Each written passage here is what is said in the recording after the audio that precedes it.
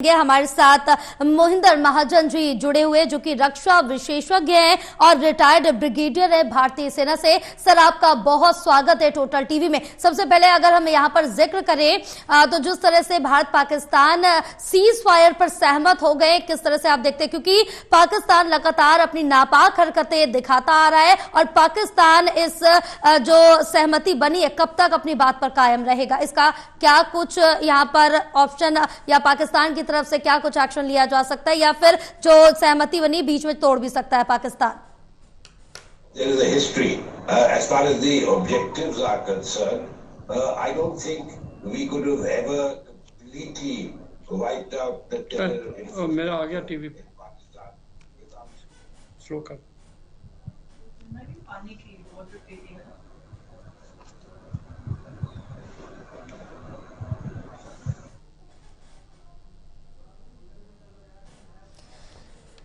चलिए एक बार फिर से हम मोहिंदर जी से संपर्क साधेंगे और चर्चा करेंगे, उस पर सवाल भी पूछेंगे कि क्या पाकिस्तान अपनी बात पर, अपनी जुबान पर टिकता है या फिर नहीं टिकता है, क्योंकि पाकिस्तान की जिस तरह से नापाक हरकतें हैं, जिस तरह से अपने नापाक मंसूबों को अंजाम देता आया, उस पर भरोसा कर पाना काफी ज्यादा मुश्किल है।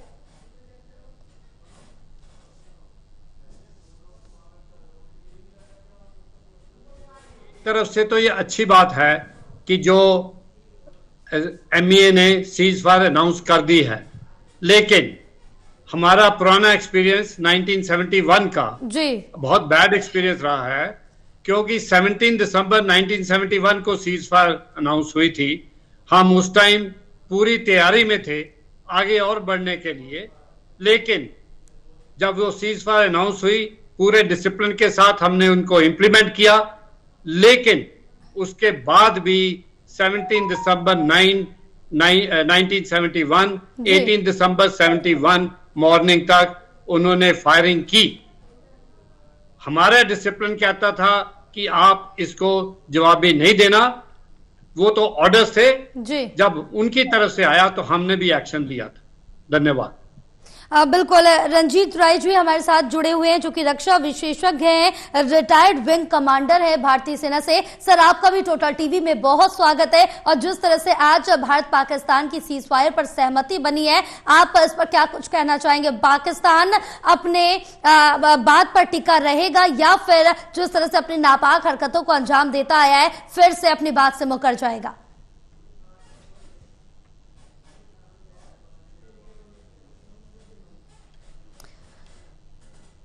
रंजीत जी से संपर्क नहीं हो पा रहा है। हमारे साथ मोहिंदर महाजन जी लगातार बने हुए हैं। मोहिंदर जी, जिस तरह से देखिए पाकिस्तान की तरफ से लगातार कार्रवाई की जा रही है, आज सहमति की जो बात है वो सामने आई है, लेकिन अगर यहाँ पर पाकिस्तान अपनी बात से मुकरता है तो क्या आगे जाकर युद्ध की स्थिति बन सकती है? बिल्कुल सही कहा आपने। अगर वो अपनी जो सीज फायर को उल्लंघन करता है तो हमारे पास दूसरी ऑप्शंस सदा रेडी रहती हैं जी। एक और बात इसी में, डीजीएमओ जो पाकिस्तान का है उसने रिक्वेस्ट की है हमारे डीजीएमओ को, डायरेक्टर जनरल मिलिट्री ऑपरेशंस को जी। तकरीबन 3:30 बजे कॉल आई है कि हम सीज फायर करने के लिए तैयार हैं जी। गवर्नमेंट ऑफ इंडिया ने एक्सेप्ट कर लिया है, लेकिन हम पाकिस्तान के पूरी तरह विश्वास नहीं कर सकते, हमारी फोर्सेस उसी तरह तैयार रहेंगी। दूसरी बात जी, इसी के साथ जो हमने पानी का मसला है, इंडस वाटर ट्रीटी जो हेल्ड इन अबेंस है, उसके ऊपर गवर्नमेंट को पूरी तरफ से विचार करना पड़ेगा कि वो जो इम्प्लीमेंट की है और जिसको कह सकते हैं हेल्ड इन अबेंस या उसको रद्द कर दिया था, उसके ऊपर हमको कड़े कदम लेने चाहिए जी। बिल्कुल, क्योंकि जिस तरह से देखिए भारत की तरफ से कड़े कदम लिए जा रहे हैं और जो मानवतापूर्ण कदम है, भारत वो मानवतापूर्ण कदम उठा रहा है, क्योंकि जिस तरह से 9 आतंकी ठिकानों को ध्वस्त किया गया, उसके बाद आतंकियों के जो ठिकाने थे वो ध्वस्त हुए, पाकिस्तान और पाकिस्तानी सेना का जो कनेक्शन है वो भी इसके बाद दुनिया के सामने आ गया, क्योंकि आतंकियों के जनाजे में जिस तरह से हमने देखा कि उनके नमाज में शामिल हुए सेना के कई बड़े अधिकारी और सरकार के नुमाइंदे। इसके साथ ही अब IMF की तरफ से बड़ा कर्ज देने की बात भी सामने आ गई है, उससे भी पाकिस्तान को राहत मिल रही है, तो ये कहां तक सही है? देखिए, जो ये $1.1 बिलियन जो पाकिस्तान को IMF ने दे दिया है जी, भारत ने उस वोटिंग में एब्सटेन किया है जी, लेकिन ये रोग नेशन पाकिस्तान को इतनी मॉनेटरी फंड मिलना बिल्कुल हमारे विचार में गलत है, क्योंकि ये जो है ये फंड्स को सिर्फ आतंकवाद के अगेंस्ट यूज करता है। और आपने देख लिया जो आतंकी के जनाजे में पाकिस्तान आर्मी के कोर कमांडर, पाकिस्तान आर्मी के बाकी सीनियर ऑफिसर्स अटेंड कर रहे थे और ये कहते रहते हैं कि हम आतंकवाद के पीछे नहीं है, वो अपने फ्रीडम फाइटर्स हैं, और ये वो बिल्कुल टोटल गलत है। पाकिस्तान पे इस पे विश्वास नहीं करना चाहिए जी। लेकिन क्योंकि हमारे देश ने, हमारे गवर्नमेंट ने एक एक्सेप्ट कर लिया है, हम प्राइम मिनिस्टर के विचार से पूरा सहमत हैं, क्योंकि उन्होंने सब एस्पेक्ट्स को कंसिडर करते हुए ये एक्सेप्ट किया था। लेकिन आज से लेके जो 5 बजे तक सीज फायर का स्टार्ट हो गया है जी, परसों दैट इज मंडे को 12 बजे शायद अप्रोक्सीमेटली जब DGMO की बात हो गई तो उसमें और डिटेल्स आएंगी। बैक चैनल्स में तो बातें होती रहेंगी, but as far as military is concern final जो DGMO की बात होती है वो फाइनल कंसिडर की जाती है। लेकिन उसके बाद एक और बात मैं कह दूं, जो टेररिस्ट हैं, जो टेररिस्ट हैं उनके अगेंस्ट क्या हम कंडीशन लगाने चाहिए ताकि पाकिस्तान दोबारा ये हरकत हमारे साथ ना कर सके। आज तो बहुत आसान काम हो गया है कि सीज फायर हो जाएगी, लेकिन उसको टेररिज्म को किस तरीके से क्रश किया जाए इसके ऊपर जो डिटेल डिस्कशन होती हैं ये बात होनी चाहिए, and we should be totally on the offensive as far as this discussion part is concern.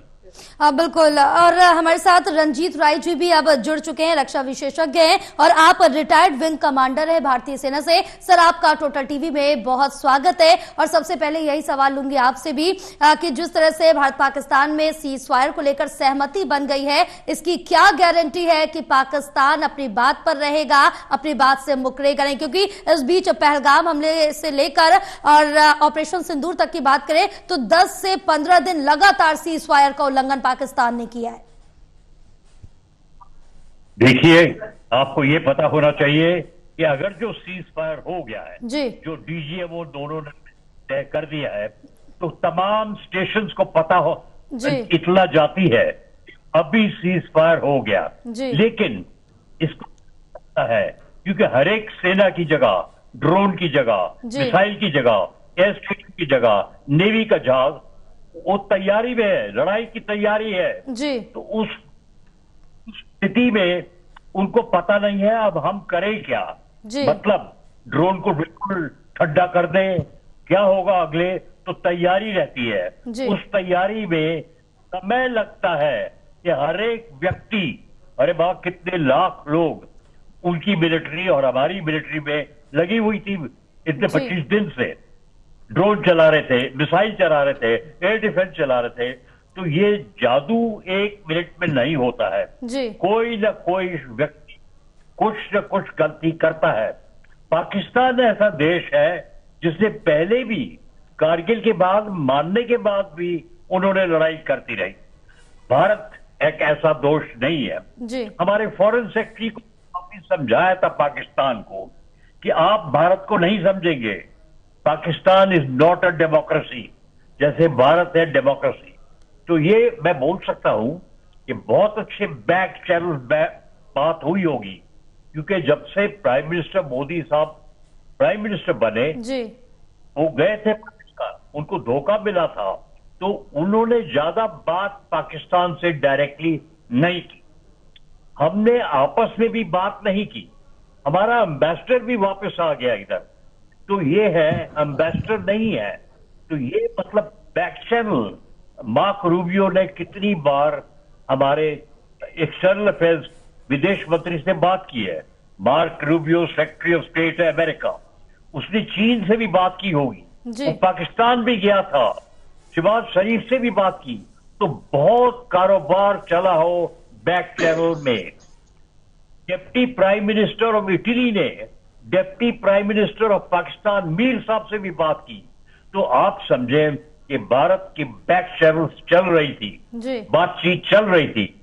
DGMO नहीं सीज फायर करता, उसको बताया जाता है, हमारे तरफ से लीडरशिप ने बताया होगा डीजीएमओ को, भाई सीज फायर अनाउंस हो रहा है, जल्दी से बात करो पाकिस्तान के डीजीएमओ से। दोनों जब डीजीएमओ ने बात की तो लग रहा है उस वक्त पूरी दुनिया को भी पता चल गया होगा, क्योंकि पूरी दुनिया देख रही है। ये बड़ी युद्ध कोई नहीं चाहता। हमारे फॉरेन सेक्रेटरी ने भी कहा हमको एस्केलेशन नहीं चाहिए, लेकिन हम आपको जवाब देंगे अगर जो आप रिटेलिएट करेंगे। तो बहुत अच्छी बात है, सीज फायर हो गया है। सीज फायर 1 मिनट में नहीं होगा। कई व्यक्तियों को तो अभी तक पता भी नहीं होगा, उनको रेडियो कांटेक्ट है या इंटरनेट कांटेक्ट है कि भाई सीज फायर हो गया है। कई लोग को इतना गुस्सा भी होगा, अपने आप ही सोचेंगे भाई हम सीज फायर को नहीं मानते। गुस्सा भी होता है सर्विसेज में, और हमारे देश में नहीं होगा। लेकिन पाकिस्तान में हमें पता है अगर जो टेररिज्म कर रहे हैं तो कई लोग वहां होंगे जिनको हम ईमानदार नहीं मान सकते, और हमको ये देखना पड़ेगा। लेकिन हमारा निगाह होगा, किसी ने भी कुछ हरकत की तो मेरे ख्याल एक्शन होगा। हाँ बिल्कुल, क्योंकि यहाँ पर एक्शन तो भारत की तरफ से जिस तरह से लिया जा रहा है वो काफी सराहनीय देखने को भी मिल रहा है। मोहिंदर जी, जिस तरह से देखिए कि आज ये भी देखने को मिला पाकिस्तान एलओसी पर लगातार अपनी आर्मी बढ़ा रहा, सेना का मूवमेंट देखने को मिल रहा है, लेकिन शाम को सीज फायर पर सहमति बन गई। इसका क्या कुछ मतलब है? मैं एक बात बताना चाहता हूँ। जी मोहिंदर जी। मैं एक बात बताना चाहता हूं कि मसला जो है बेसिकली वो टेररिज्म का है जी। हमारा और उससे कोई झगड़ा नहीं है। वो टेररिस्ट हमारे पास भेजते हैं, हमारे को टेररिज्म में पूरा इन्वॉल्व रखते हैं। इस मसले पर मेरा विचार ये है कि गवर्नमेंट ऑफ इंडिया बहुत स्ट्रिक्ट रहे, उनके टेररिस्ट को एलिमिनेट करवाए, और पाकिस्तान से एश्योरेंस तो इतना मतलब नहीं है, लेकिन जब यूएसए बीच में इन्वॉल्व हुआ है, डोनाल्ड ट्रंप इन्वॉल्व हुआ है, और कि टेररिज्म का जो चैप्टर है वो कैसे टोटली क्लोज किया जा सके, बिकॉज उसका जो डिफेंस मिनिस्टर है आज सुबह ही अनाउंस कर रहा था हमारे मदरसे में जो स्टूडेंट्स हैं उनको भी हम सेकेंड लाइन ऑफ डिफेंस कर रहे हैं। वो बात सही है, हर कोई इस टाइम पे ये चीजें करता है, लेकिन हमारा मसला, मैं रिपीट कर रहा हूं, टेररिज्म का है, और उसको क्रश करने के लिए हमको पूरा जोर देना चाहिए। बिल्कुल रंजीत जी, जिस तरह से देखें कि अब लगातार भारत पाकिस्तान के बीच जो तनाव की स्थिति है वो जग जाहिर है और देखने को भी मिल रही है, लेकिन अब सीज फायर पर सहमति बन गई है। इसके बाद की अगर बात करें तो शांति और पीस अब बनती हुई नजर आएगी दोनों के बीच।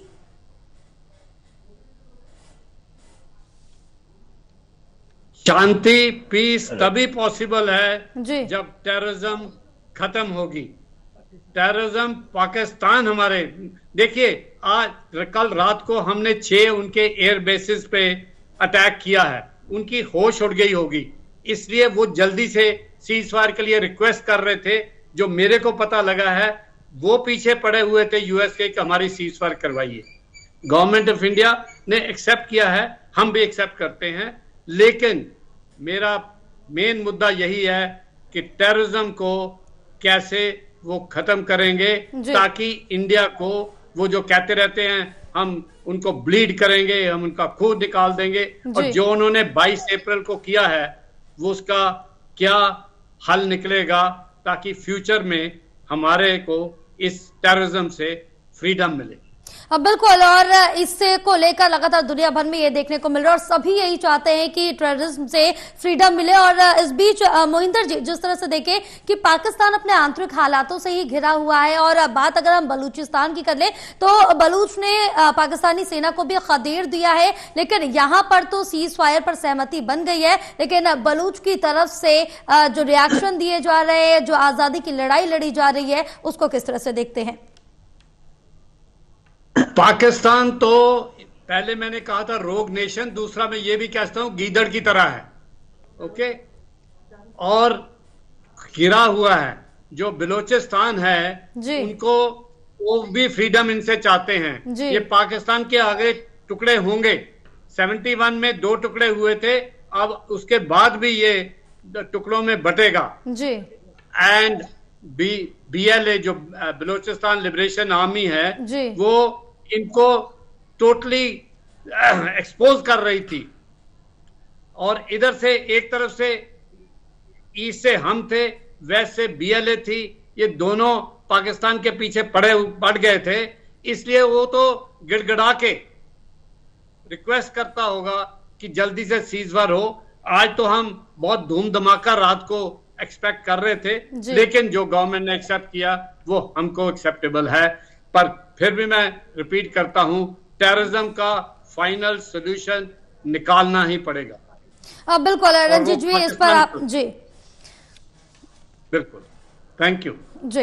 रंजीत जी, इस पर आपका भी रिएक्शन लेंगे, क्योंकि जिस तरह से देखिए कि बलूच की तरफ से भी लगातार अपनी फ्रीडम की जो लड़ाई है वो लड़ी जा रही है, और एक तरफ से तो भारत की तरफ से भी पाकिस्तान को घेरा गया, दूसरी तरफ बलूच से पाकिस्तान परेशानी है।